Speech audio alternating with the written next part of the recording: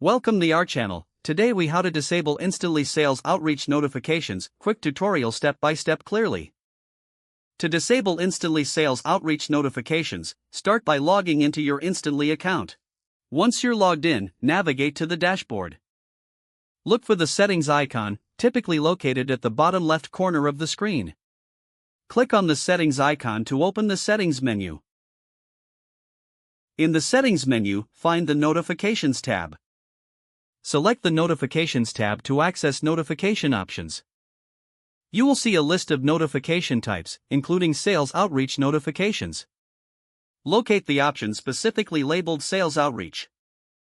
Toggle the switch next to Sales Outreach to the off position. Once you toggle it, you should see a confirmation message indicating that the notifications have been disabled. Finally, exit the settings menu to return to your dashboard. You have successfully disabled instantly sales outreach notifications.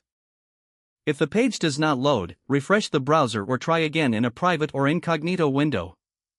Make sure you are using the correct email address, then retype it carefully to avoid small typos. If your password is not accepted, use the reset option and create a new strong password you can remember. Check your spam folder for verification or security emails, then complete any requested confirmation steps. Enable two-factor authentication if available to improve account security and reduce unauthorized access risk. After signing in, review your profile details so your contact information and settings are accurate and current.